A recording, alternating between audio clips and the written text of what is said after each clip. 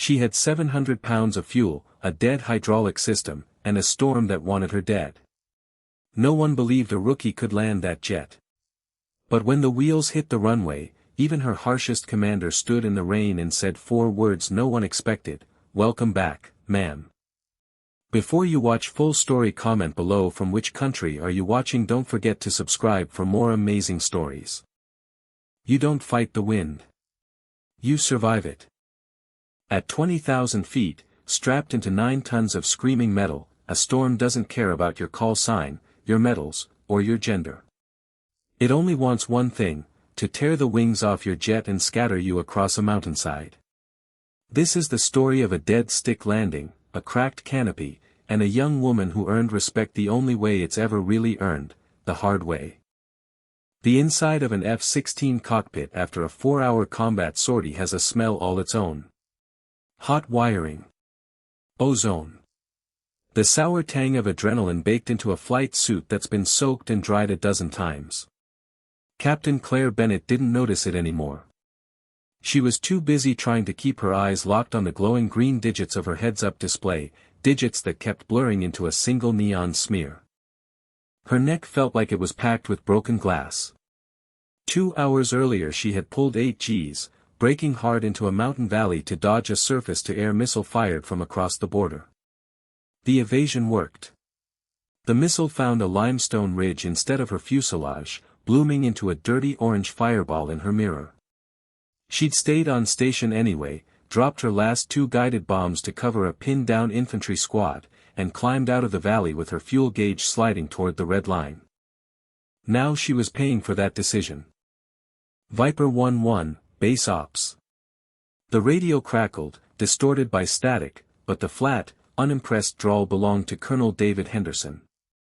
Wing Commander. A relic of an older Air Force who flew like a machine and expected everyone else to keep pace. He wasn't hostile to Claire, not exactly. He just watched her the way a carpenter watches a new hammer, waiting to see if the handle would snap. "Go ahead, Ops," Claire answered, her voice thin behind her oxygen mask. "Be advised, weather front moved up the valley faster than forecast. You've got a squall line sitting directly over the field. Heavy precipitation, embedded thunderstorms, wind shear on all approaches." Claire looked out through the canopy. 100 miles ahead, the sky no longer looked like sky. It looked like a bruise, a wall of dark purple and charcoal stretching from the deck to 35,000 feet.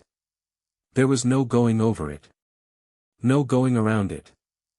Copy that. Give me the numbers.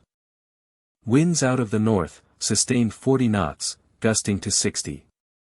Crosswind component on runway 29er is pushing 35. 35 knots of crosswind was past the manual's limit for a peacetime landing. It was the kind of wind that flipped cars into ditches.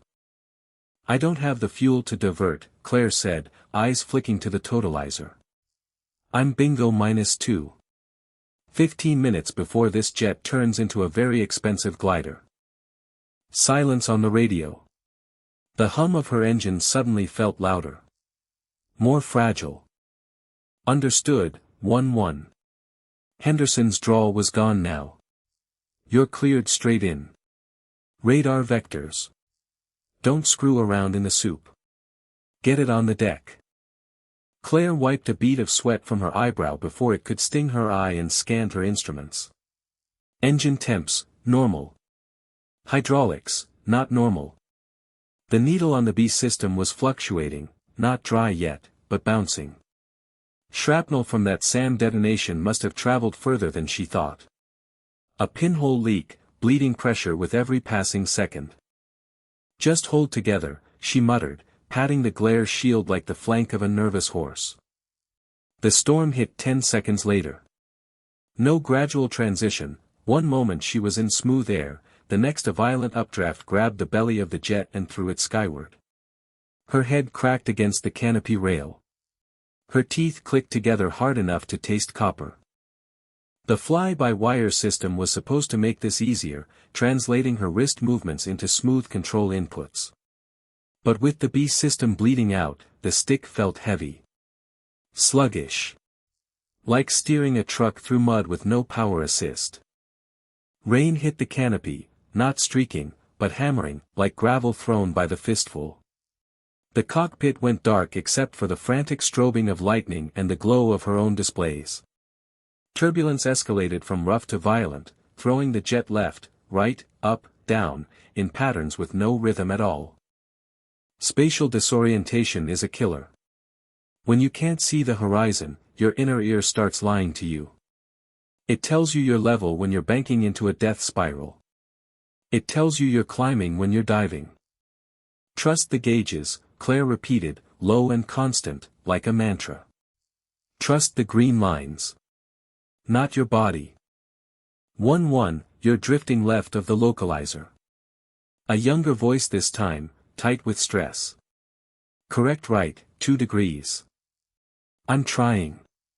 She threw her weight into the stick. The jet groaned. A red master caution light snapped on. Hydraulic pressure, low. Then gone. System B was dead. The stick that had been heavy became a solid block of cement. Her heart slammed against her ribs. System A was still fighting, absorbing the full load, but every correction now came a fraction of a second late.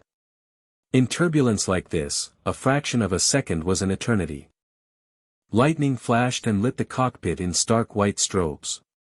For an instant she saw her own reflection in the canopy glass, eyes wide, mask strapped tight over pale skin, a smear of grease across her visor. She looked small. The storm felt enormous. Base, 1-1, she called, breath sharp and rhythmic. Lost hydraulic system B, flight controls degraded. Fighting to hold heading. Say your fuel, Henderson said. 700. 700 pounds was fumes. If she missed this approach, there would be no second pattern. The engine would starve and flame out, and she'd be pulling the ejection handle over a blacked-out mountain range in the middle of a storm. Listen to me, Bennett. He used her name. He never used names over the net. You do not have a go-around option. This is a one-way trip. Ride the glide slope down. Crab into the wind, kick it straight at the last second. Do not flare high. Put it on the concrete and stand on the brakes. Copy. Descending through 10,000 feet, she hit a downdraft that dropped the aircraft 500 feet in 3 seconds flat. Her stomach floated into her throat. Her flight manual, wedged in a side pocket, slapped against the canopy before gravity yanked it back down. She gritted her teeth and hauled back on the stick. The sluggish actuators whined in protest before the nose clawed its way back onto the glide path. 5,000 feet. 3,000. The rain became a solid sheet of gray water. She couldn't see the nose of her own aircraft. 1-1, 2 miles out, cleared to land. Wind 010 at 45. It's ugly down here, Bennett. 45 knots. To fly a straight line toward the runway in that kind of crosswind, she couldn't point the nose at the runway at all, she had to angle it 30 degrees into the wind just to track a straight path over the ground. Crabbing. Breaking out, she said as the altimeter read 800 feet. The cloud deck tore away and the world snapped into view, terrifying. Sodium floodlights thrashed in the driving rain, and there was the runway. But because of the crab angle, she wasn't looking at it through the front of her canopy anymore. She was looking at it out of her left window, flying sideways toward wet concrete at 160 miles an hour, in a jet with failing hydraulics and less fuel than a lawnmower.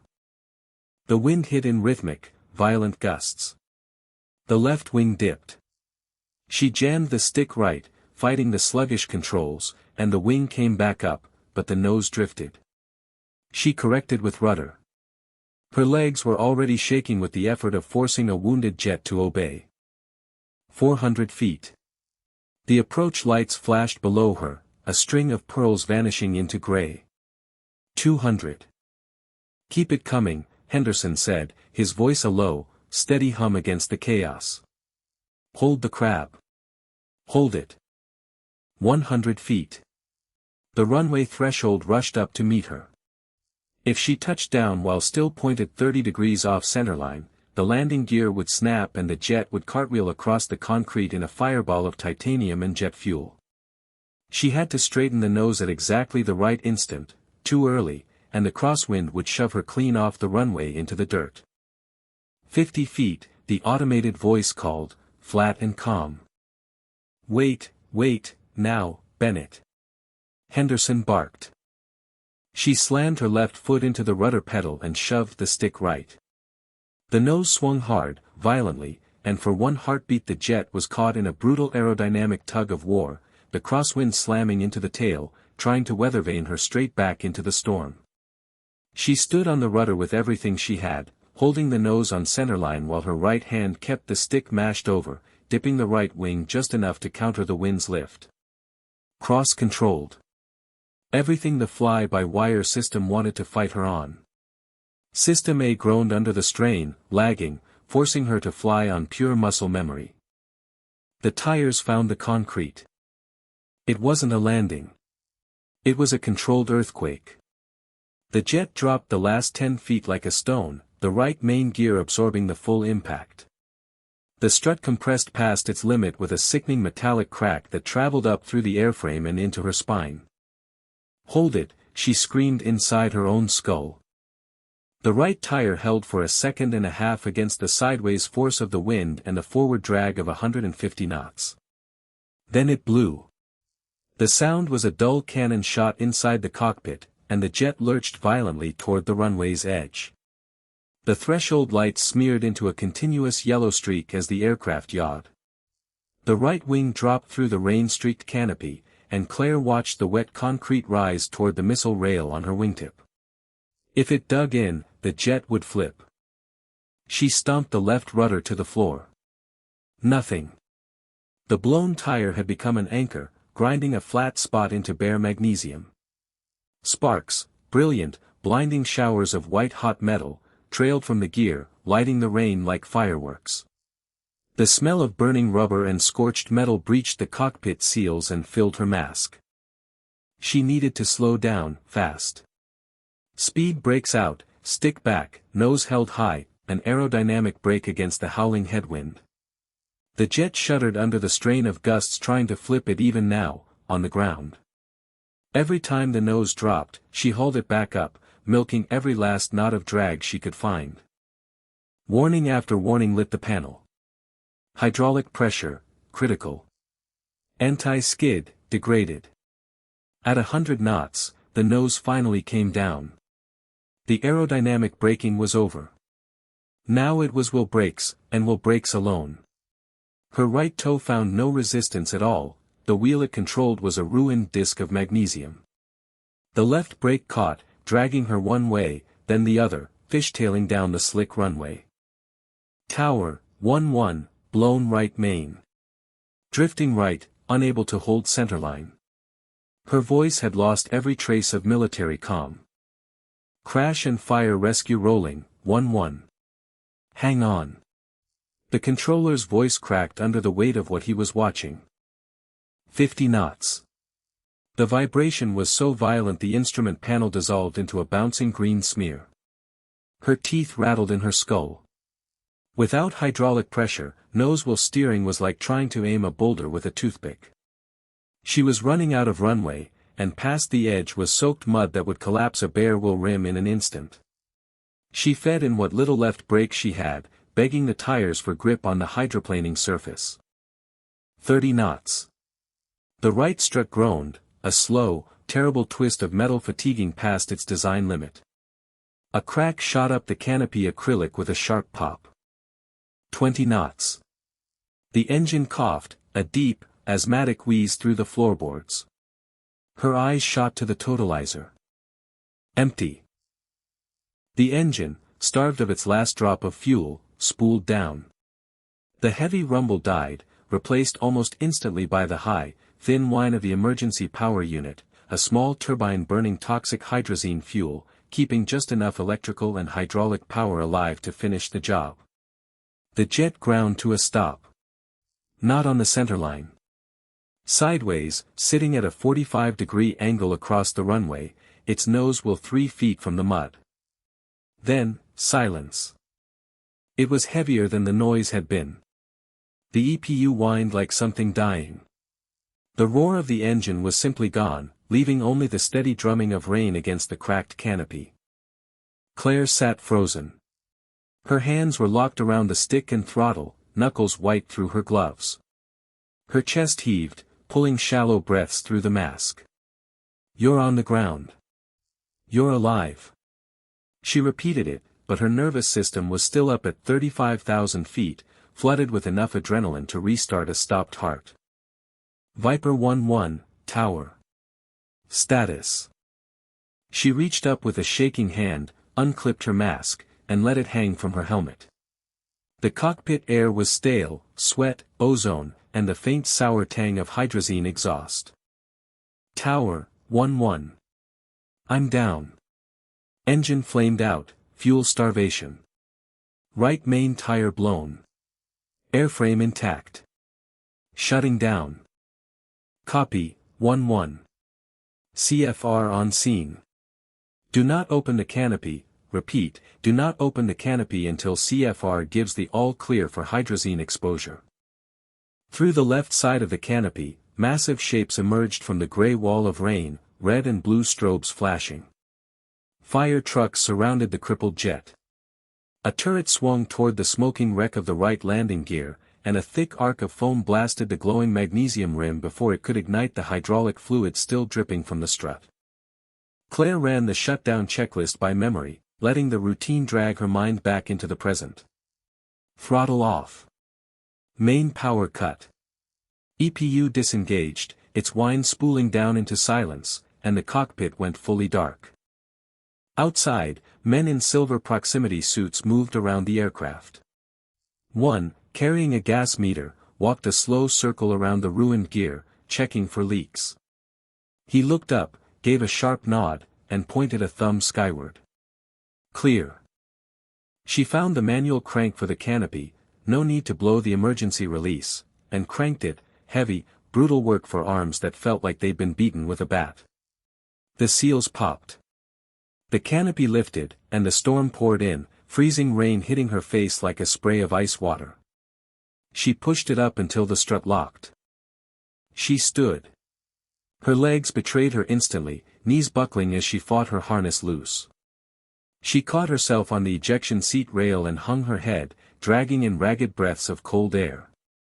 Get it together, Bennett. She unclipped her mask hose and grabbed the boarding ladder a ground crewman had hooked over the side. Climbing down took everything she had left. Her boots felt filled with lead. The rain soaked through her flight suit in seconds. When her feet finally hit the wet concrete, gravity seemed to double, and she stumbled, catching herself against the cold aluminum skin of the fuselage. She looked at what was left of her jet. The right wing sagged, its missile rail barely 2 inches off the tarmac. The right gear was a mangled stub of magnesium ground down to the axle. Soot streaked the fuselage. The crack in the canopy ran 2 feet up the side. It looked like a casualty of war. A dark blue pickup skidded to a stop 20 yards away. The door slammed open, and Colonel Henderson stepped out into the downpour without a raincoat, just his flight suit and a battered leather jacket over his shoulders. He didn't look at Claire first. He looked at the jet. He walked the length of the fuselage, noting the scrape marks where she'd flirted with the mud. He crossed to the right side and stared down at the ruined gear, the cooling puddle of foam. He looked up at the cracked canopy and stood there a long moment, rain running off his chin, doing the mental math on the physics, the timing, the sheer absence of margin in what he'd just watched happen. He knew about the SAM. He knew about the hydraulics. He knew about the crosswind. He'd watched her on the radar scope, fighting a dead stick brick through a hurricane on fumes. Claire stood by the nose of the jet, helmet under one arm, shivering as the adrenaline finally crashed. She braced for a reprimand. For a lecture about risking a multimillion-dollar airframe instead of punching out. She braced for the cynical old commander to look at her like a hammer that had finally cracked. Henderson crossed the last few feet and stopped 3 feet away. No salute. No handshake. He looked at her pale, exhausted face, at the grease smeared across her cheek, at the tremor in the hand still holding her helmet. His jaw tightened, and the cynicism in his eyes simply melted away, replaced by something cold, hard, and unshakable. He didn't see a woman trying to prove herself in a man's world. He didn't see a liability the wing commander had to keep an eye on. He saw a fighter pilot who had stared down a mountain, a missile, a storm, and a dying jet, and beaten every one of them through sheer, violent force of will. Welcome back, ma'am. Survival isn't pretty. It doesn't come with a soaring soundtrack, just the grinding of metal, the stench of burnt rubber, and the ragged sound of your own breathing. Captain Claire Bennett walked away from that runway having proven something the storm never cared to ask, that gravity, and wind, and every ounce of bad luck a night can throw at you, can still be beaten by someone who simply refuses to quit.